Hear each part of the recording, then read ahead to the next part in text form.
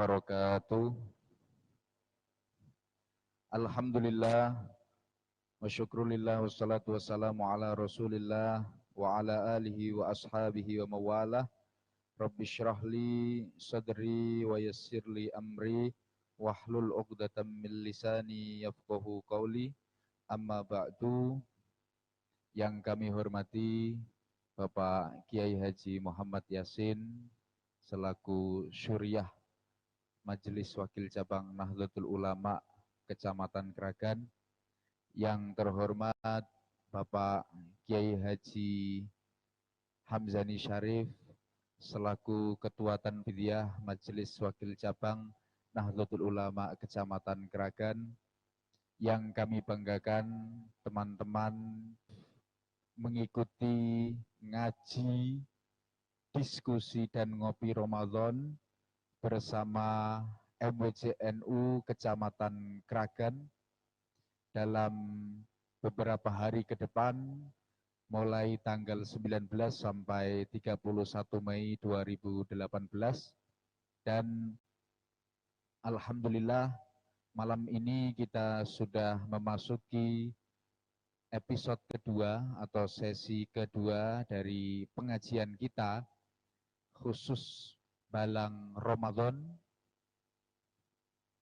Risalah Ahlus Sunnah wal Jamaah, karya monumental, karya langka, sebuah karya yang akan mengingatkan kita kepada perjuangan-perjuangan ulama-ulama yang soleh, ulama-ulama yang mukhlis, yang nantinya akan menjadi pijakan kita dalam hidup bersosial, berbudaya, beragama, serta berketuhanan, yaitu Rais Akbar Nahdlatul Ulama Hadratus Syekh Kiai Haji Hasyim Asy'ari rahimahullah.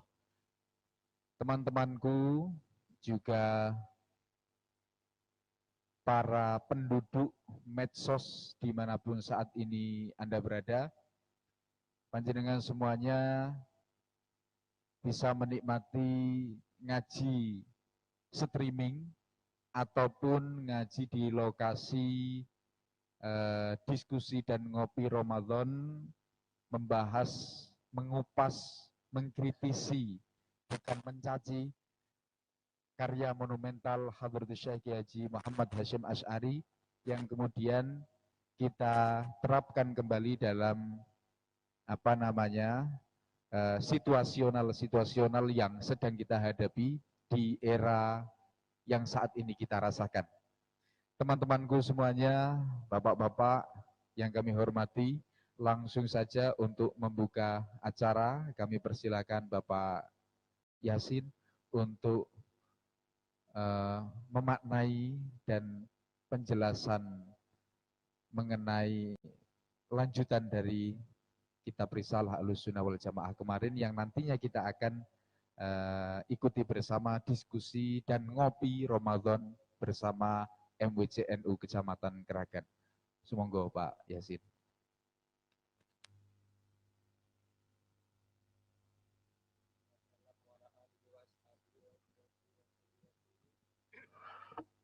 Wa ila jami' akhwanihi minal anbiya wal mursalin wasyuhada wasyolihin wal qurra wal huffaz wal muhaddisin wal fuqaha wal a'immatil arba'al mujtahidina fiddin wa ila sultanil aula asyhadul qadir al-jilani wa ila al-imam Abil Hasan Asyadili wa ila sultanil Syafi'i Abil Qasim al-Junaidi wa ila hadratis Syekh Muhammad Hasyim Asy'ari mu'allifi hadzal kitab risalah Ahli Sunnah wal Jamaah syai'ulillahi lahumul Fatihah. A'udzu billahi minasyaitonir rajim. Bismillahirrahmanirrahim. Alhamdulillahi rabbil alamin arrahmanir rahim maliki yaumiddin. Iyyaka na'budu wa iyyaka nasta'in ihdinas siratal mustaqim siratal ladzina an'amta 'alaihim ghairil maghdubi 'alaihim waladdallin. Amin. Bismillahirrahmanirrahim. Bismillahi ngawiti ngaji sapa ingsun kelawan nyebut asma Allah ingkang maha welas tur ingkang maha asih. Kala dawuh sapa Asy'ah Zaruk. Kala ngendika sapa Asyah wa mawazinuha utawi timbangan-timbangane yang menjadi ukuran timbangan-timbangane al bid'ah iku salah satun iku ana telu al awwalu utawi mizan sing kawitan iku ayung doro arep yen to den tingali apa fil amri ing dalem perkara al muhdasi kang den anyaraken. Fa ing syahida mongko lamun nyekseni lahu maring al amru apa muqdamus syariati apa agung-agunge syariah wa asluha lan aslune as-syariah falaisa mongko ora ana apa al amru al muhdas iku bid'atin iku aran bid'ah. Tidak termasuk kategori bid'ah. Wa ing kana lamun ana apa al amru iku mimma setengah saking perkara ya bakang nentang apa madalika ing mengkono muqdarus syariah mawa asliha bikuli wajhin kelawan saben-saben siji wajah bahwa mongko utawi emma berarti al amru al muhdas batilun iku perkara sing batal wa dhalalun yang lantur sasar. Yang menjadi barometer dari sebuah bid'ah yang pertama adalah tinjauannya. Ketika sesuatu ini yang baru adalah bisa dibuktikan dengan syariat dan aslunya, berarti bersesuaian, maka tidak termasuk kategori bid'ah. Apabila menentang, berarti tidak bersesuaian, maka itu kategori perkara yang batil. Iyanya yang pokok kalau memang selaras ya otomatis bukan bid'ah. Kalau yang berseberangan dengan as-syariah maka yaitu kategori bid'ah sing batil wa dhalalah. Wa ing kana lamun ana apa al amru al muhdas iku mimma saking perkara tarajaat kang dadi bali fi ing dalem apa al adillatu pira-pira dalil wa tanawalatu lan merkoleh ing amama apa asubhatu apa subhat keserupaan wastawat lan padha fi ing dalem apa al wujuhu pira-pira wajah ya uktu birat mongko den bilang-bilang apa wujuhu apa pira-pira wajah ma. Ternyata ketika sesuatu itu kategori ada dalil-dalilnya akan tetapi ada subhat keserupaan yang lain dan ternyata wajah-wajah yang ada yang bisa menunjukkan itu sama, maka wajah-wajah yang ada ini diiktibar. Fama mongko utai perkara tarot jaha kang dadi unjo dadi unjo. Fama kang utai perkara tarot jaha kang dadi unjo. Apa alwujuh ming dalika sangking mongkono nek ma antara dalil dan subhat maka ya rujiat mongko den balekaken apa rujiat mongko apa wujuh ma ilahi marik ma. Mana yang mana yang lebih unggul yaitu yang diiktibar. Al-mizanu asani utawi timbangan sing nomor loro iku itibaru qawaidil a'immati iku milang-milang pira-pira kaidah pira-pira imam wasalafil ummati lan kunone tegese ulama-ulama sing salaf umat-umat yang dikehendaki ulama-ulama sing kuno al-amilina sing padha nglakon-nglakoni kabeh bitoriki sunnati kelawan dalan titik. Tinjauannya adalah yang kedua iktibar kaidah dari beberapa imam yang kuno yang melaksanakan kesunahan, yang melakukan jalur kesunnah. Fama mongko utawi ma adalah perkara yang baru. Fama mongko utawi perkara khalafaha kang nulayani apa maha ing qawaidil a'immah wasalafil ummah bikuli wajin kelawan sijine wajah fala ibrata mongko ora ana pemilang-milang iku maujud bihi kelawan ma. Ketika perkara tersebut ini berseberangan dengan kaidah imam-imam yang dulu otomatis noreken ini tidak dibilang. Wama utai perkara nenek yang mizan yang pertama adalah langsung muqdamus syariah yang berseberangan dengan dalil-dalil yang qat'inya Yang kedua ini adalah kaidah dari beberapa imam. Wa ma utai perkara wafaqa kang nyocoki apa ma usulahum ing pira-pira aslune al a'immah fahuwa mongko tema iku hakun iku perkara sing hak sing bener, tegese intinya juga sama, cuma yang menjadi standar timbangan ukuran adalah kaidah dari beberapa imam. Ketika itu mencocoki maka itu dikatakan benar, ketika berseberangan ya tidak dibilang-bilang, artinya tidak direken kategori perkara yang penyimpangan. Ketika ujung-ujungnya juga sama, cuma mencocoki kepada kaidah sing imam-imam dan salaful ummah al-amilin. Yang pokok wa ini talafu lamono persulayaan sopo al a'immah, ternyata imam-imamnya beda pendapat fihi ing dalem ma far'an ing dalem furu'e cabange wa aslan lan asl dalil aslinya ya fakulun mongko utai saben-saben suci masing-masing dari perkara yang diperdebatkan, yang diperselisihkan, fakulun yatba'u iku anut apa kulun aslahu ing pokoke ma nisbat far'an wa dalilau lan dalile ma nisbat yang aslu. Ketika aslu ya masing-masing aslu dalilnya mana yang aslu. Ketika far'u maka ketika far'u aslunya masing-masing ikut kepada yang itu. Waqat waqa'a teman-teman terjadi fi qawaidihim ing dalam pira-pira qaidahe al a'immah apa annama sak temene kasus sak temene perkara amila kang nglakoni bihi kelawan mas sapa as-salafu ulama sing kuno wa tabi'ahum lan anut ing as-salaf sapa al-khalafu apa ulama sing akhir sing modern la yasihu iku ora sah apa ayakuna arab yen to ana apa ma iku bid'atan iku aran bid'ah wala madmuman lan ya ora perkara kang den cela kang den wodo. Ketika bisa terjadi, juga bisa terjadi perkara yang diamalkan oleh ulama salaf kemudian diikuti oleh ulama yang modern, yang kontemporer. Maka sebuah amaliyah yang dilakukan oleh ulama salaf dan diikuti oleh ulama yang modern itu tidak bisa dikatakan bahwa itu sebuah bid'ah dan juga sebuah perkara yang dicela, tidak bisa.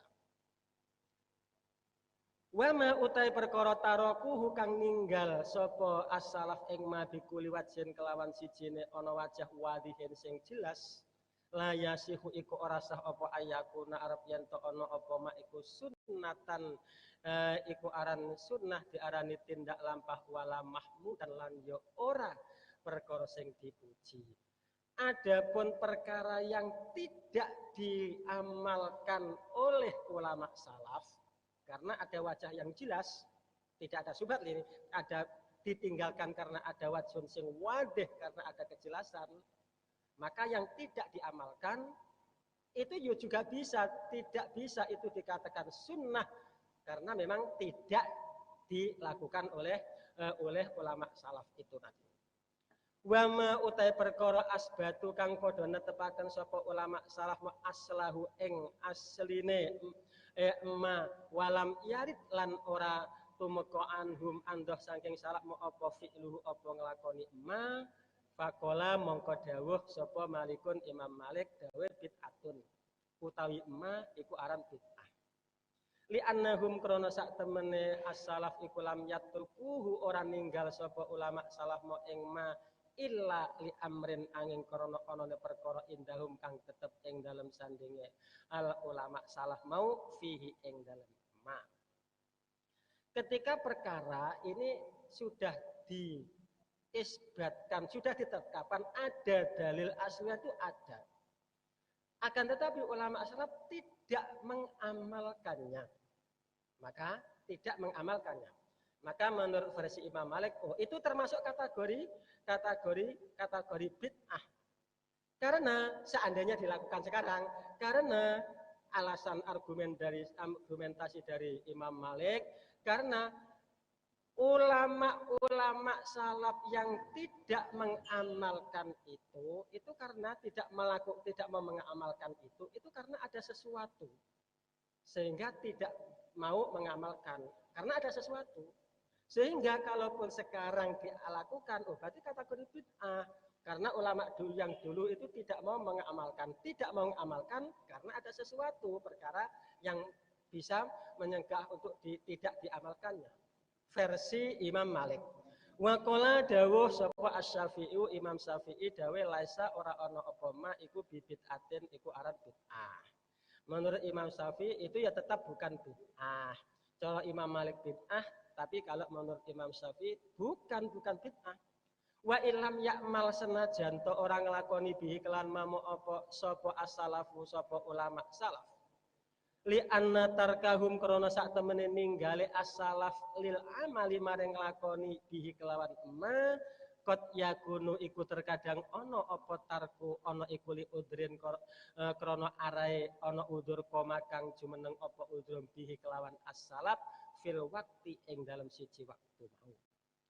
Au lima utawa enggak melaksanakan meninggalkan au lima utawa ya krana mau li udrin yang alternatif yang lain au lima utawa krana perkara huwa kang utama iku aldalu iku luwih utama minhu tinimbangane ma sing ngarep ma sing muhdas minhu timbangan iku lawal ahkamu utai pira-pira hukum iku makhudatun diambil minasyari saking asyari mergo wis diisbatkan aslunya asyariknya yang minasyari waqat asbatahu lan teman-teman wis netepno apa asyarik ing ma iki mau. Nek menurut Imam Syafi'i itu tidak dikatakan bid'ah meskipun itu tidak diamalkan oleh ulama salaf. Karena menimbang itu sudah diisbatkan buat aslu, dalil aslinya sudah ada. Ulama tinjauannya, ulama sampai tidak mau mengamalkan, meninggalkan amal, artinya tidak mengamalkan perkara, melakukan perkara tersebut, itu bisa jadi karena ada udzur, ada alasan tertentu yang tidak bisa dilakukan, melakukan amal tersebut pada waktu itu. Karena ini udzur yang kondisional pada waktu itu. Loh, bisa jadi waktu yang berubah, udzurnya ini sudah bisa hilang. Ulama salaf tidak mau mengamalkan perkara tersebut, itu bisa jadi karena ada udzur dan udzur itu maujud ada pada waktu itu, pada waktunya, berarti waktunya ulama salaf. Sehingga seandainya sekarang kalau memang udzur itu udzurnya tidak ada, kan bisa dilakukan argumentasi bahwa tidak diamalkan, bukan tidak diamalkan oleh ulama salaf, itu bukan berarti menjadi bid'ah ketika diamalkan sekarang itu. Atau alternatif yang lain, atau ulama salaf tidak melakukan amalan tersebut, itu bisa jadi karena ada amalan yang lebih afdol dilakukan daripada amalan yang tersebut. Jadi ambil yang afdol. Sementara hukum itu diambil dari as-syari' wallah war rasul syari' dan karena dalil asal sudah menetapkan bahwa perkara tersebut itu hukumnya boleh, misalkan memang boleh. Jadi meskipun tidak diamalkan oleh ulama salaf, nek versi Imam Syafi'i mengatakan itu bukan bid'ah. Titik. Wahtalafu lan perusalayaan sapa ulama aidan kelawan malih fima ing dalam kasus lam yarid kang ora tumeka lahu kedue ma minas sunnati saking sunah apa mu'aridun perkara sing melawani wala subhatun lan perkara sing jumbuh sing seserupaan. Ketika suatu perkara tidak diisbatkan dalil aslunya, tetapi juga tidak ada perkara yang menentang untuk itu. Juga tidak ada keserupaan, tidak ada perkara yang manik yang bisa mencegah, menentang tekan itu. Maka ketika itu, maka juga ulama berbeda pendapat. Faqala mongko dawuh Malikun sapa Imam Malik bid'atun, iku aran bid'ah. Itu tetap bid'ah, versi Imam Malik itu dikatakan bid'ah. Wa qala lan ngendika sapa Asy-Syafi'i, sapa Imam Syafi'i dawe laisa ora ana apa apa mau iku bid'atin iku aran bid'ah. Wastana dalan sesandaran sapa Imam Asy-Syafi'i moli hadisi mataraktu maring hadis rupane apa-apa sing tak tinggalno lakum maring sira kabeh fawa mongko etima iku afun iku dimaafkan gak apa-apa meskipun tidak ada dalil aslu tidak ada akan tetapi mu'arid yang menentang juga tidak ada lah maka Imam Syafi'i ya ndak apa-apa wong al aslu ibahah.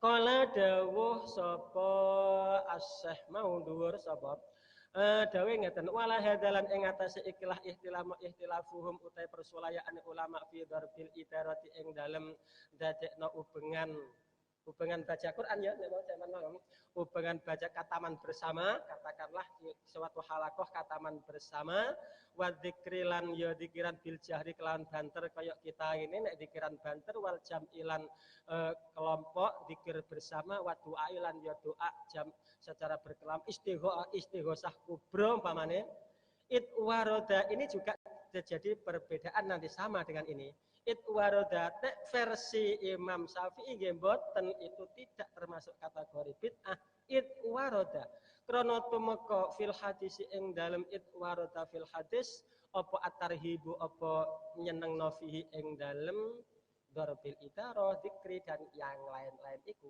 walam yarid lan ora temoko anis salafi ando sangking ulama sing imam-imam salaf apa fi'luhu apa ngelakoni ning emak iki mau meskipun ulama salaf ya juga tidak melaksanakan.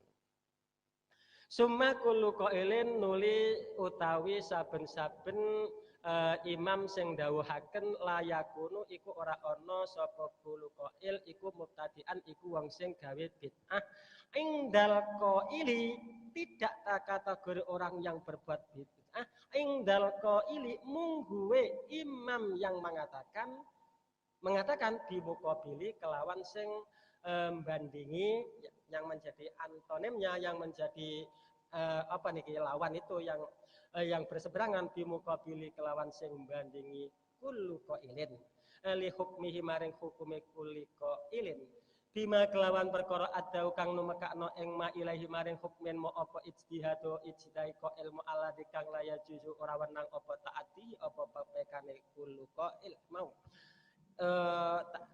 ala di ijtihad ya wala yasihulan ora sah lau kedue kullu qailin apa alqaulu dawuhno dibutlani mukabili kelawan batale imam sing bandingi alqail mergo liqiyami subhati krana jumenenge seserupaane qaul iki mau. Ketika imam-imam ini terjadi perselisihan pendapat, tentu ini permasalahan yang furuk, perkara yang baru. Maka setiap imam yang mengatakan bahwa ini dilaksanakan, kemudian yang lain tidak. Maka orang yang mengatakan itu, imam yang mengatakan tentang itu tidak termasuk kategori orang yang berbuat bid'ah menurut menurut pembanding, menurut imam yang lain yang mempunyai pendapat lain itu tidak. Demikian juga hukum, kita juga tidak bisa mengatakan bahwa ungkapan tentang perkara tersebut itu dikatakan batal menurut dan sebaliknya tidak bisa seperti itu karena ijtihadnya masing-masing. Ketika ini perkara yang mukhtalafun, ketika suatu perkara ini dalam kategori perdebatan dalam yang menjadi perselisihan, maka masing-masing tidak bisa mengatakan kategori bahwa yang satunya kategori ahli bid'ah dan sebaliknya juga tidak, dan juga tidak bisa dikatakan bahwa dawuhnya itu adalah dawuh yang batal menurut versi sini, dan juga tidak bisa juga sebaliknya, tidak bisa menjadi seperti itu. Walau kila lamono dan ucapno apa bidarika kelawan mengkonono sihatul qaul mubtadi'an au bibutlan itu mau mongko la ada mongko yektine nekaaken apa dzalik ila tabdiil ummati maring bid'ahno bid'ahno umat masyarakat umat kulliha ya sekabehane umat. Seandainya itu sah kita ungkapkan bisa kategori seperti itu, berarti semua ini adalah ahli bid'ah yang berseberangan. Kita berarti kita ini termasuk kategori ahli bid'ah menurut versi yang bermadhab Malik, yang bermadhab kategori ahli bid'ah menurut versi kita yang bermadhab Syafi'i. Seandainya itu bisa, tapi kenyataannya tidak, masing-masing berjalan sendiri-sendiri dan juga tidak sah. Nanti kan yang itu berarti batal, Imam Malik berarti batal, dan sebaliknya itu juga tidak. Waqat urifa teman-teman dan kawari apa anna hukmallahi apa sak temene hukume Allah taala fi mujtahidil furu'i ing dalem ahli ijtihate pira-pira cabang ma iku perkara adahu kang nekakno ing ma ilahi maring hukmen ma apa ijtihadu apa ijtihate mujtahidil furu'. Hasil ijtihad itulah adalah sebuah hukum, menjadi khutbah hukum. Sawaun iku padha kulna dawuhna sapa kita dawuhna al musibu utawi sing bener, berarti mustahid sing bener wahidun iku siji au muta'addidun utawa wawilangan. Karena ketika kasus yang sama yang beristihad lebih dari satu, maka ada yang mengatakan yang benar adalah satu, ada yang mengatakan benar semua. Baik kita memakai dua kaul ini, maka tetap bahwa hukum ini adalah hukumnya Allah, ini adalah perkara hasil dari sebuah ijtihadnya masing-masing. Jadi bukan berarti yang itu salah, yang ini benar, dan sebaliknya itu tidak. Waqat qala teman-teman dawuh sapa Rasulullah utusane Allah sallallahu alaihi wasallam dawe la yusolliyanna. Ojo salat temen ahadun sapa wong siji al asra ing salat asar illa fi Bani Quraidah ta angin ing dalem kaum Bani Quraidah. Fa adrakahu mongko nemoni ing sahabat ketika itu wong pulang dari perang, ing sahabat apa al asru apa salat asra fit tariqi ing dalem dalan perjalanan pulang maksudnya. Faqala mongko ngucap sapa ba'duhum sebagiane sahabat ngendikane umirna den perintah sapa kita bil ajlati kelawan cecepetan nglakoni salat. Wa shallau lan padha nglakoni salat sapa ba'du sahabah nama fit tariqi ing dalem dalan. Wa qala lan dawuh sapa akharuna sapa liyane sahabat yang lain dawuh ngene amarona. Perintah sapa utawa ya umirna. Jadi sawamo amarona ya kenon. Amarona perintah sapa nabi ing kita ya bisa. Umirna dan perintah sapa kita ya bisa saja sama. Jadi bentuk dibuat kalimat pasif atau kalimat aktif kan sama saja, esensinya kan sama kan. Umirna dan perintah sapa kita bisolati kelawan salat huna ana ing dalam kene panggonan rupane engko nyampe di Bani Quraidah sesuai dengan instruksinya. Fa akharu mongko ngakhiraken sapa al akhirin mau. Walam ya'lam orang nyelo sapa Kanjeng Nabi Muhammad sallallahu alaihi wasallam wahidan ing siji minhum sangking sahabat kabeh mau dua kelompok iki mau. Fadalla mongko nuduhno apa dalika apa mengkonone adamul walam baik ora anane nyelone Kanjeng Nabi mau nuduhno ala sihhatil amali ing atase sae melaksanakan bima kelan perkara fuhima kang difaham apa ma minas syari sangking asare huwa Allah wa nabi wa rasul maring sing nyaretaken i dalam yakun ing dalem nalikane ora ana apa al amal iku anhawan andoh sangking sakarepe dhewe anhawan sangking kesenangane nganggo mergo saking hawane amal iki mau berarti ana nganggo ijtihad berdasarkan, artinya berdasarkan. Terbukti ketika Kanjeng Nabi bersama sahabat pulang dari peperangan, maka di waktu siang beliau berpesan kepada pasukan tentaranya, Salah satu di antara kamu jangan sholat asar nanti kalau sholat asarnya nanti saja kalau sudah sampai di kaum Bani Quraidah. Kenyataan begitu pulang sudah belum nyampe di Bani Quraidah dari perjalanan asar sudah masuk, waktu asar sudah masuk. Akhirnya sebagian sahabat sholat asar berdasarkan kita ini diperintah oleh Rasul untuk melakukan sholat ya pada awal waktunya sehingga melakukan sholat.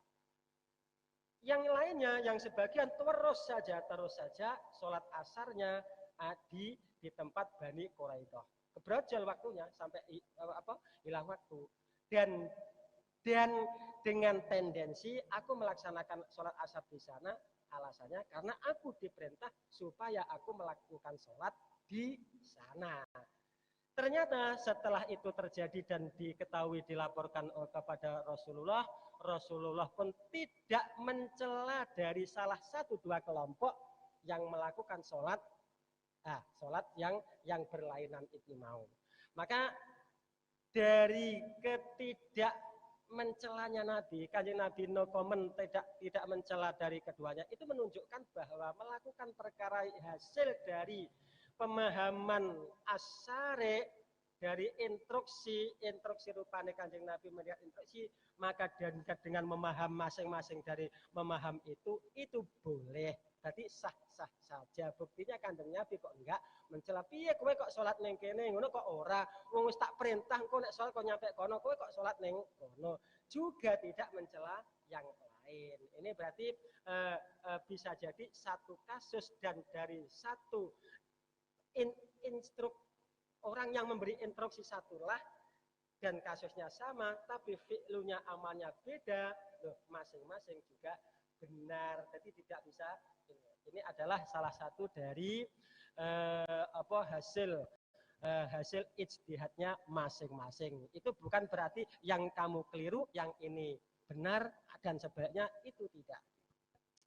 Al-mizanus salis utawi ukur timbangan sing nomor 3 iku mizanut tamyizi, iku timbangan milah-milah beda-bedaaken bisa wahidil ahkami kelawan pira-pira sing apa jenenge sing nyeksenine pira-pira hukum.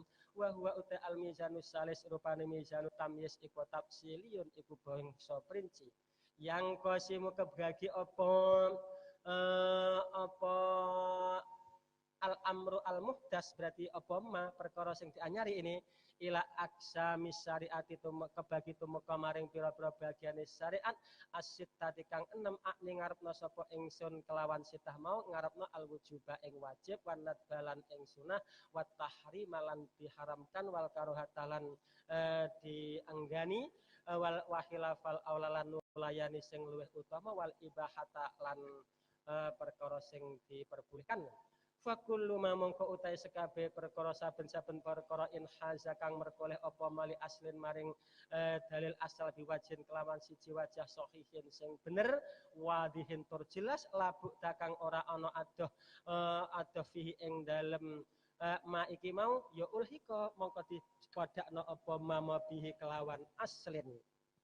Wa ma utai perkara la iku ora in haza ya fahuwa maqama iku bid'atun iku aran bid'ah. Wala hadzal mizani lan ing atase ikilah ukuran mojaro lumaku sapa kasirun wong akeh ulama akeh minal muhaqqiqina saking ulama sing mendetilkan perkara dengan dalil-dalilnya wa tabaru halan milang-milang sapa kasirun muhaqqiqin monoha ing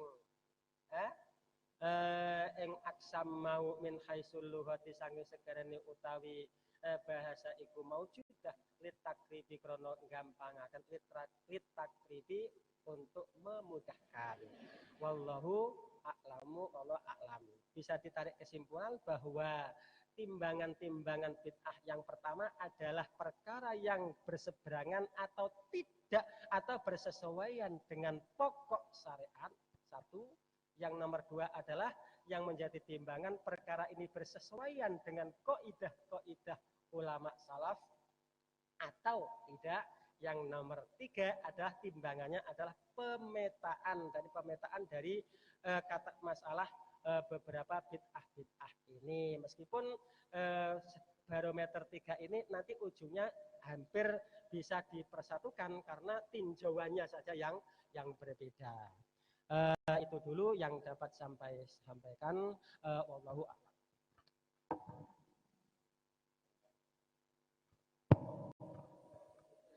Terima kasih atas penjelasan yang sudah dikaji oleh Bapak Yasin mengenai beberapa timbangan-timbangan bid'ah. Ini banyak sekali pertanyaan yang akan muncul di forum ini ketika akan diselancarkan, tetapi tentu sekali lagi bahwasanya kita mencoba untuk membatasi dan fokus pada inti apa yang dibahas pada malam kali ini. Ada beberapa hal yang sudah dijelaskan oleh Bapak Yasin. Yang pertama adalah hal-hal yang berseberangan dengan syariat. Yang kedua, dilihat dari tinjauannya, mengukur pada furu' dan usul. Oke, wanggil Pak. Dan yang ketiga adalah kasuistis, yang saya tangkap semacam itu. Dan sahabat-sahabat juga atau teman-teman yang sedang streaming saat ini juga boleh berkomentar ataupun bertanya, nantinya kita akan angkat di forum yang berbahagia ini. Begini Pak, ada beberapa hal yang menjadi hal-hal isu-isu kasuistis yang saat ini sedang kita jalani. Pada tahun 2016 itu ada muncul Basul Masail di Rijalul Ansor Pusat mengenai pengangkatan pemimpin non-muslim. Yang kedua yang seringkali sedang dijalani oleh para barisan Ansor Serbaguna, rupa-rupanya menjaga gereja. Kemudian yang penjagaan gereja ini ternyata memang dari untuk kajian khusus pada tahun ini, Gus Ulil Absor Abdallah lewat kopdarnya, kopi daratnya itu mengangkat kitab untuk dibahas bersama, ya dalam rangka kayaknya mengayem-ayem pergerakan anak-anak muda Nahdlatul Ulama. Rupa-rupanya kitab Himayatul Islam fi Hirsil Kanais atau apa itu Pak. Intinya fatwa mengenai menjaga gereja. Yang selanjutnya adalah kalau di masa Rasulullah ada pernyataan la yusallina ahadun al-asra illa fi Bani Quraidah. Ini menimbulkan banyak sekali pertanyaan di antara sahabat waktu itu. Ada yang kesusu, ada yang lainnya, lu piyelah, piyelah. Ternyata Rasulullah tidak walam yaib sallallahu alaihi wasallam ala wahidin minhum. Tidak sama sekali mencela atas apa yang diputuskan sendiri oleh para sahabat saat itu. Ya nggak tahu kalau pusing atau tidak Pak. Ini karena kita masih termnya membahas mengenai sunnah dan bid'ah, maka kita harus masuk pada situ. Kalaupun nanti ada pembahasan yang di luar konteks, nanti mungkin bisa disambung oleh forum. Fadalla dzalika ala sihhatil amali bima fuhima. Itu menandakan bahwasanya kita boleh memutuskan suatu perkara atas apa yang kita pahami saat itu. Minasyari' idza lam yakun an hawan. Jadi selama tidak memprioritaskan hawa nafsu, nampaknya tidak apa-apa. Yang selanjutnya itu Pak adalah mengenai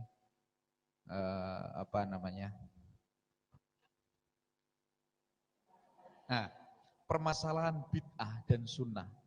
Itu seringkali kalau orang Nahdlatul Ulama, orang NU itu kan sudah wis kadung cerdas begitu loh. Wis kadung cerdas itu berbagai macam pertimbangan itu punya semuanya, Pak. Kalau dalam mazhab Syafi'i dikatakan dalam rangka ihtiyat, menghati-hati. Sehingga banyak sekali pemahaman ini dalil dari Imam Maliki, Imam Hanafi, kemudian Imam Syafi'i berkata seperti ini. Sehingga hal semacam ini kadang orang awam bingung, Pak. Bingung. Aku terus piye nak wis ngene iki? Ini kan artinya pemahaman tentang bid'ah itu harus disederhanakan. Bid'ah itu harus disederhanakan. Berbeda dengan orang-orang yang sering oposidik bid'ah, oposidik bid'ah, oposidik kafir. Ini kan apa sistem Nahdlatul Ulama gaya tokdel begitu ya. NU NUGT ya. Nahdlatul Ulama gaya tokdel kira-kira seperti itu. Ini mungkin bisa disambung kepada forum sebelum kita nanti akan coba untuk membahas, mungkin ada jawaban yang lain. Monggo. Atau kita serahkan dulu sama Pak Yasin mengenai secara sederhana orang awam, Pak, memahami bid'ah itu harus bagaimana? Kadang-kala tahlil bid'ah, ini bid'ah, ngono bid'ah. Itu orang-orang non-NU banyak sekali yang mengatakan itu loh, Pak. Nah, yang lain dulu, monggo.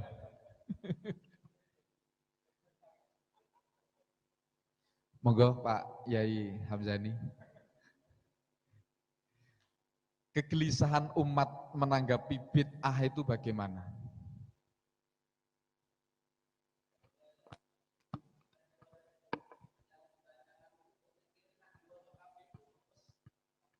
Ada jawaban. Ya, terima kasih. Ya, memang menurut saya itu tidak ngono. Antara yang dibaca dari teks risalah ini dengan pertanyaannya itu, pertanyaannya sudah jauh maju dari yang dibaca. Maksudnya beberapa hal yang dimunculkan tadi itu andai kata dibaca terus kitab ini, itu terjawab oleh Hadratus Syekh itu mestinya. Ayat tahlil, ziarah kubur dan sebagainya. Maka andai kata membaca teksnya lebih diperbanyak dulu, baru nanti kajian lebih mendalam dan pemahaman lebih mendalam tentang apa yang dibaca ini untuk lebih memantapkan pemahaman batas-batas atau antara sunnah dan bid'ah itu akan lebih mudah dan lebih pas itu menurut saya. Sehingga untuk apa yang dilontarkan pertanyaan tadi, sekali lagi andai kata di belakang ini nanti dibaca itu mestinya terjawab. Sehingga hal-hal yang ditanyakan tadi itu sementara dipending dulu aja. Lebih pada tataran menekankan apa yang sudah dibaca ini aja. Jadi beberapa atau 3 timbangan tadi mungkin untuk lebih memantapkan pahaman kita terhadap apa yang telah disampaikan Pak Yai tadi, ada yang kurang pas atau ada yang kurang mantap atau langsung saja dikaitkan dengan contoh-contoh real. Nah, nanti bisa dipaskan sesuai dengan timbangan itu. Jadi apa ya, yang ditimbang apa, kasus-kasus yang ditimbang apa dan sebagainya. Walaupun tadi juga ada beberapa contoh yang jelas seperti misalnya ada perintah akhir yang sebagian mengikuti, perintah yang akhir itu ya benar. Kemudian sebagian yang lain tidak melaksanakan sesuai dengan perintah tekstual yang akhir, tapi pernah diperintah untuk yang lain seperti awal waktu, itu juga benar. Tadi seperti hal-hal seperti itu memang ya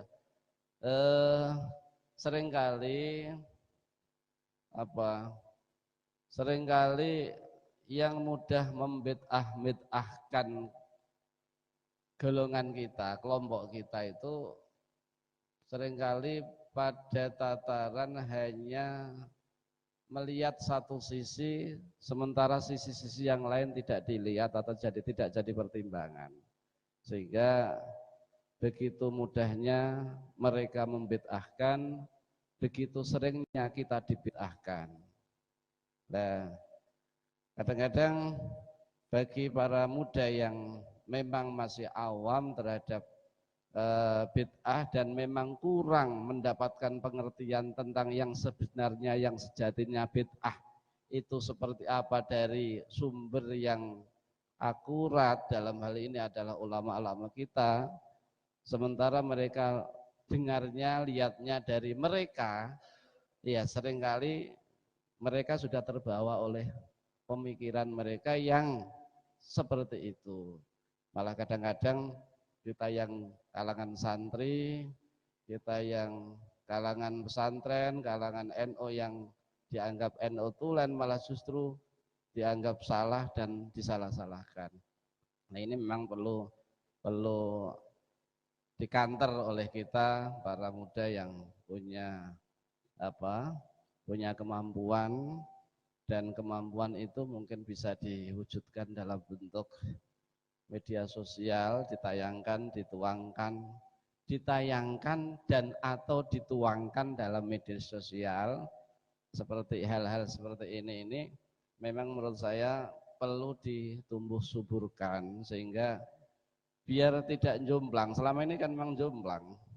Jadi seringkali kalau para pemakai media sosial itu mencari sesuatu, hukum katakanlah begitu, hukum ziarah kubur atau hukum berjanjian, hukum apa itu ya, biasanya yang muncul banyak sekali itu ya pendapat-pendapat mereka, sehingga sebelum sampai pada pendapat kita dari kaum Nahdliyin itu mereka sudah berhenti di beberapa pendapat itu, akhirnya langsung berkesimpulan berarti amaliyah para pendahulu kita itu perlu ditinjau ulangan gitu, sehingga seringnya seperti itu. Jadi itu menjadi kritik yang belum kita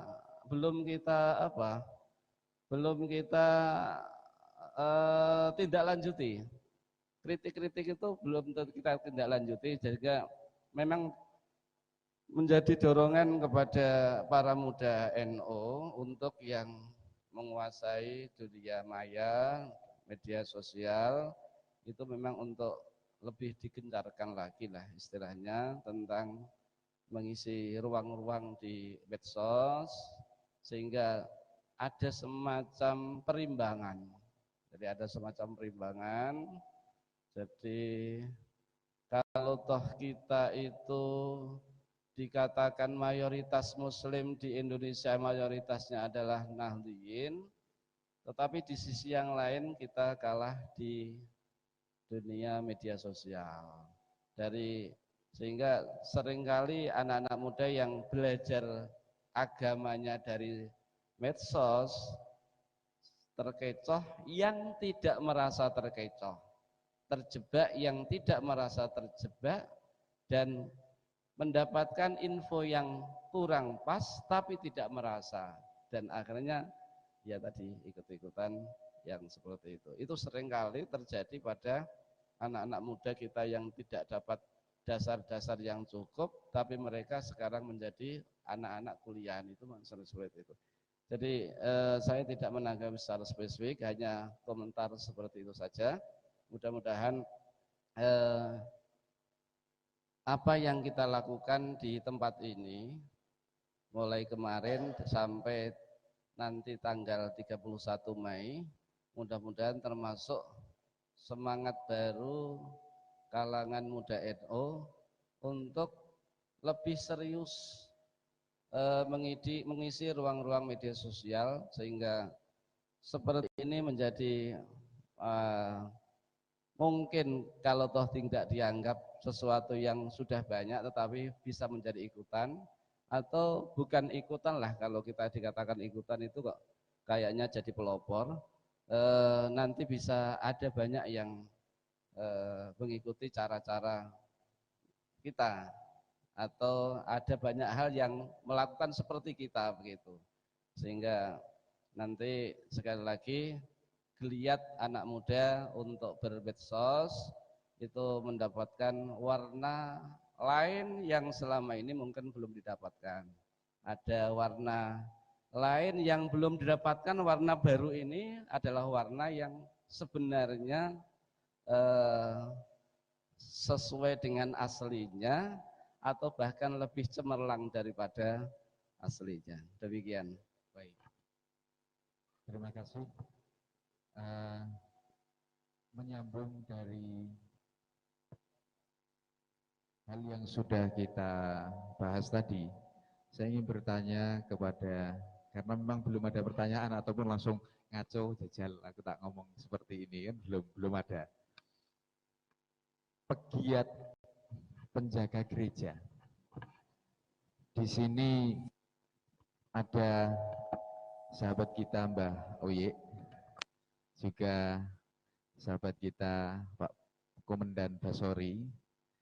Ngerasa dosa enggak Pak sampean pamane pas jaga gereja no kira-kira ngerasa dosa apa enggak gitu loh.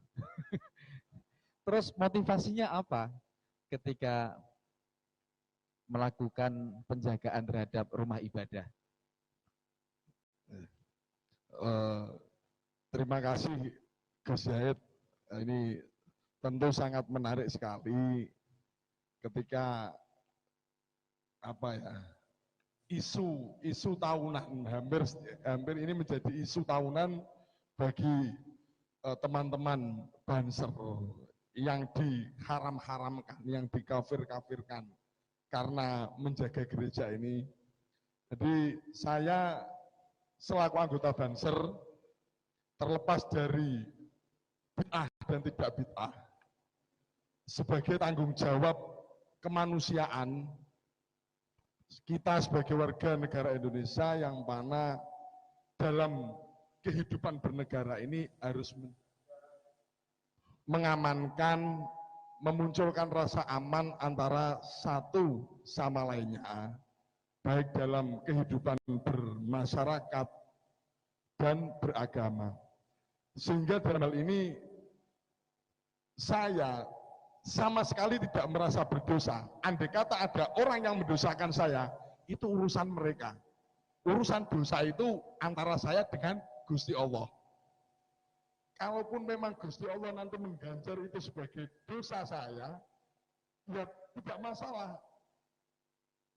Itu nanti Allah yang tahu. Andai kata itu orang nanti yang kamu itu Banser tidak tahu agama, kamu Banser jaga gereja, ini terlepas dari agama dan yang lainnya, ini tanggung jawab kita sebagai penduduk yang bernegara.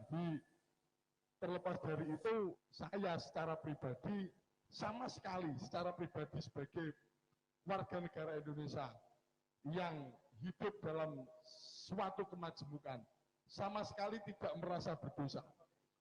Jadi, nyuwun sewu, kalau nanti disikapi secara agama, monggo saya berserah diri.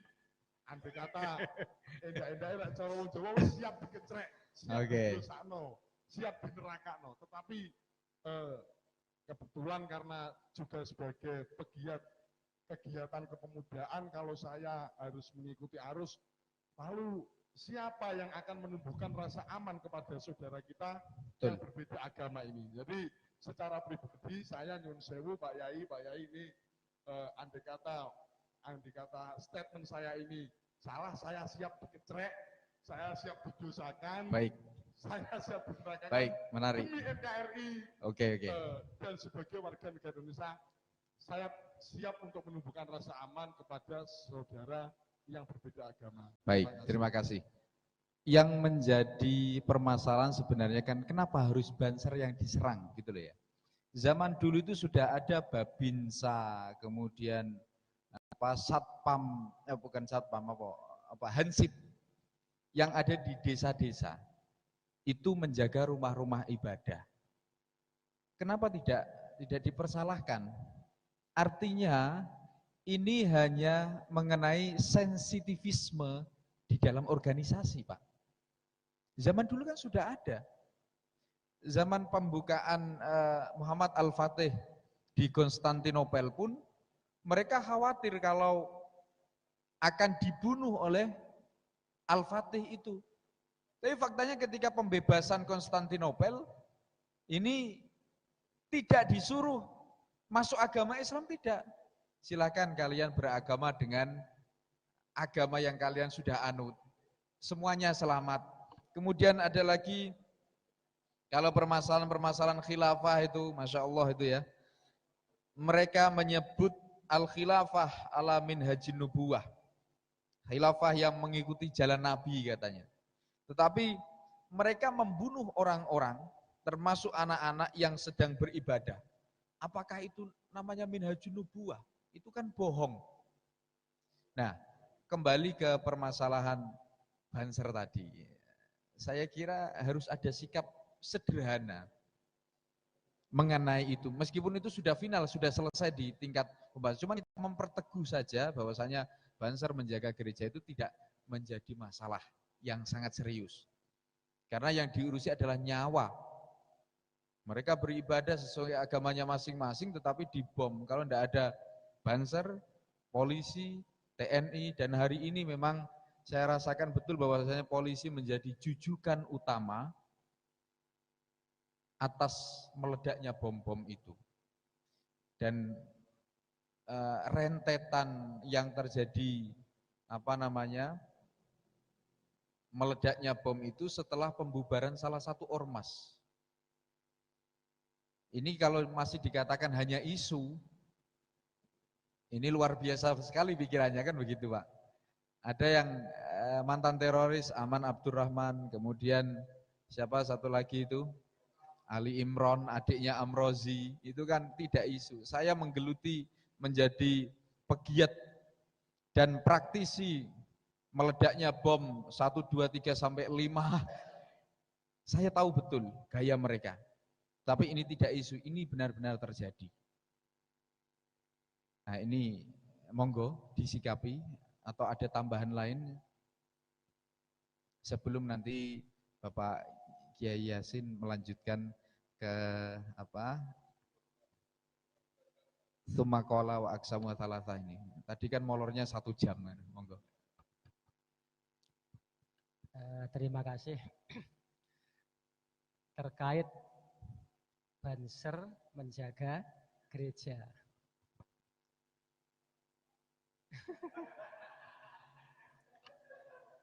Indonesia itu adalah sudah Darul Islam. Berarti yang bukan Islam itu bisa jadi mu'ahad, bisa jadi dhimmi, dan mu'ahad dhimmi itu wajib dilindungi. Berarti kita juga berhak untuk melindungi, meskipun tugas pokoknya itu adalah aparat. Yang penting ketika Banser ini menjaga sebuah gereja misalkan, asal dalam hati ini tidak ada rasa mualah, tidak ada rasa kecondongan hati dalam ideologi mereka. Silahkan beribadah, tapi ini menjaga hanya sekedar menjaga keamanannya saja. Keamanannya saja. Karena mu'ahad, kan sebagaimana kerepotan ketika dalam definisi di Indonesia ini, ketika ini adalah Darul Islam, kemudian yang non-Islam itu statusnya apa? Dulu pernah dibahas dalam Bahsul Masail mana itu, akhirnya dengan memadukan ibarat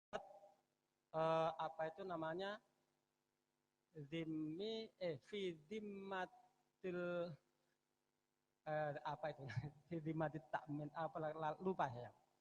Saya ikut tapi pembahasan itu masih bermula. Aku lagi elok-elok kawitan, melok Bahsul Masail lagi elok-elok macam dulu itu masih. Kalau masalah yang secara mutlak itu barangkali kalau memang, tapi aku belum mengetahui itu. Yang aku ketahui tentang ibarat kutubus salaf dalam kitab-kitab salaf, itu yang penting kita tidak ada kecondongan hati tentang ideologi mereka, maka tidak menjadi masalah. Karena Indonesia ini adalah dengan mereka itu kalau satu Darul Islam berarti mereka adalah dalam kategori lindungan kita.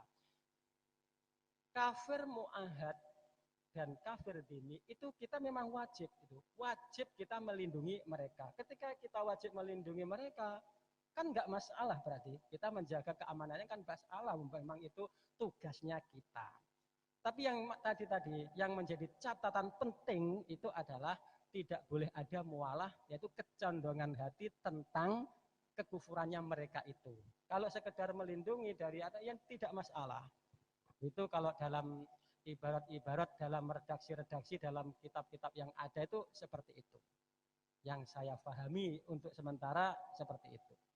Dan saya dalam forum ini ya, bukan hanya kepada Kiai Haji Yasin saya bukan bertanya ya, apa ini bahasanya ya. Jadi menanggapi. Jadi kalau saya sepakat apa yang disampaikan oleh beliau, jadi kita ini kan dalam kehidupan bernegara kan harus saling mengamankan, Pak. Harus saling mengamankan. Tetapi kalau itu alasan itu bisa diterima, Pak. Tetapi banyak lagi alasan. Yang mana alasan itu selalu dilontarkan kepada kita, alasan itu disampaikan kepada siapapun. Pertanyaannya lagi, kenapa harus kepada Banser? Yang mana kepada satgas-satgas yang lain ini tidak. Toh yang jaga ini juga sama-sama muslim. Kenapa kok tidak polisi? Polisi ini agamanya Islam kok jaga kafir loh. Polisi yang Kristen, polisi yang Katolik kan jelas ikut ibadah ini. Pak Basori, jenengan sadar nggak kalau sedang ada bom yang mengintai Anda sekarang ini? Tadi kan dari awal saya membuat statement kan saya sudah siap. Andikan saya dinerakakan, andikan saya dikecrek, andikan saya didosakan, malam ini saya siap, Pak. Karena kita sadar bahwasanya Banser ya, khususnya gerakan pemuda Ansor yang saat ini menjadi artis lah ya, artis di skala nasional. Begini Pak, tadi kan kalau alasan dari Pak Kiai Yasin itu sudah dapat kita terima, selama tidak ada kecondongan hati. Saya yakin tidak ada kecondongan hati, tapi alasan itu sudah tidak digunakan lagi. Dan alasannya sekarang itu mengamankan orang kafir ibadah. Kafir ibadah loh, orang kafir ibadah diamankan. Sekalipun itu tidak ada kecondongan hati, sama saja itu kamu mengamankan orang yang tidak muslim beribadah. Nah itu loh Pak yang sehingga pernyataan itu, alasan tersebut menjadikan keraguan dalam hati teman-teman gitu Pak. Tapi rasanya Anda menjaga gereja itu dalam rangka memperbaiki taraf hidup kayaknya Pak. Karena dari situ nanti kan pulang mendapat amplop taruhlah sebagai bisaroh. Iya. Ini coba saya pengen dengar dari pernyataan dari Komandan Toyib ini. Nah, monggo, Mbak Oye. Terima kasih. Terkait Banser menjaga gereja, itu sedikit saya juga mau mengklarifikasi bahwa itu selalu ada yang memancing-mancing. Tidak masalah, apalagi itu kan kegiatan-kegiatan temporal kan ya, tidak. Malah yang sering itu menjaga pengajian, dimanapun tempatnya pengajian terus pokoknya, selapanan, ponan, jumatan, malam ahadan, malam senenan, malam selosonan, seminggu full. Itu kalau jadi ekonomi orang Nahdliyin itu sebenarnya tidak ada yang namanya gizi buruk, tidak ada. Kalau panjenengan semuanya ingin memperbaiki gizi, ya masuklah di Nahdlatul Ulama, karena setiap kondangan itu pasti ada telurnya, ada enak pokoknya. Sedino enggak masak enggak apa-apa. Kadang sehari itu kondangan 5 kali, 4 kali, bahkan 7 kali juga ada. Apalagi ada kematian itu, selesai itu ya. Kematian 7 hari makan gratis kira-kiranya. Ini salah satu nilai surplus lah ya dari Nahdlatul Ulama. Kemudian Sekali lagi bahwasanya itu hanya sensitivisme antar organisasi. Jadi kepentingan pribadi tapi dipolitisir seolah-olah milik bersama. Kita tahu bahwasanya di Indonesia ini ada United of Muslim Cyber Army yang ditangkap beberapa waktu yang lalu, MCA itu ya. Kemudian Sarah Center yang mengisukan akan hal-hal kesukuan antar ras dan agama, itu ada programmernya. Karena Facebook satu orang saja yang mengelek sampai ribuan dalam waktu cuma 10 menit. Bahkan tidak sampai 10 menit. Karena apa? Di dalam ruangannya itu HP ribuan. Jadi satu komputer bisa mengakses 1000 HP dalam satu klik saja secara otomatis. Dan itu yang bermain robot. Kalau Nahdliyin tidak. Semisal ada Kiai A saja ngupdate status, alhamdulillah hari ini sudah selesai kondangan. Itu tidak ada yang mengelek. Paling siji loro iku santrine. Ini Nahdliyin. Ini apa, saya nggak tahu lah ya apa yang dinamakan ini. Yang nantinya mungkin kita akan masuk pada bab yang lain mengenai Nahdlatul Ulama dari tahun ke tahun nanti pasti akan ada. Kemudian yang selanjutnya tentang masih tentang bid'ah, bahwasanya boleh enggak Pak? Kira-kira saya mengatakan semacam ini. Bid'ah itu sederhana. Kalau apa yang dilakukan oleh bapak kita, mbah kita, nenek moyang kita seperti itu, berarti tidak bid'ah. Insya Allah itu wis bener. Nah, sederhana. Pokoknya aku ngelakoni ning donya iki salatku ya gayane kaya wong tuaku kaya wong tuaku, dari kiainya sampai Rasulullah, itu secara sederhana semacam itu. Baik, ada yang lain sebelum kita lanjutkan? Masa diselesaikan jam 10? Tadi kan mulainya jam 9, begitu loh Pak.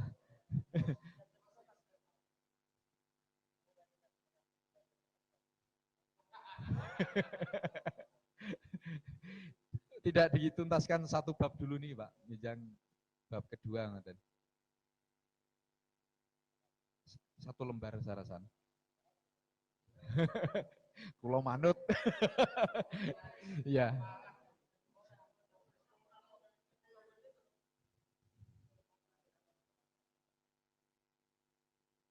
Oke, baik, terima kasih.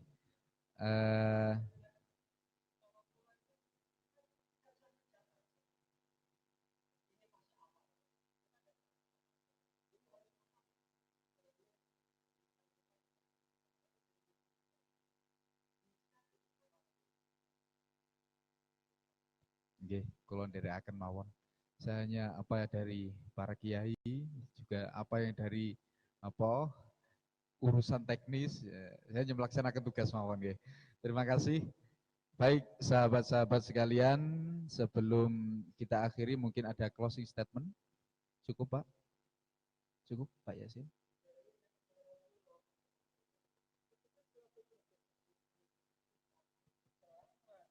Ada dasarnya, tidak apa-apa bagi perbedaan kita di antara beberapa kita yang samain loh, yang sama. Selama perbedaan itu adalah masih bisa ditoleransi, tidak apa-apa saya kira. Dan aku menghargai, dengan harapan dia juga menghargai aku. Selama perbedaan itu masih dalam jalur. Karena kalau perbedaan itu sudah terlalu, nah ini bukan perbedaan, itu adalah sebuah penyimpangan. Penyimpangan kita tidak bisa bertoleransi. Jadi tetap yang semula. Perbedaan di antara kita pun, kalaupun itu berdasarkan, bagi saya tidak apa-apa. Tidak cara pula. Oke, itu aja. Terima kasih atas closing statement-nya. Baik, sahabat-sahabat, teman-teman semuanya, juga yang aktif di dalam forum diskusi dan ngopi Ramadan Risalah Ahlus Sunnah wal Jamaah karya Hadratus Syekh Haji Hasyim Asy'ari.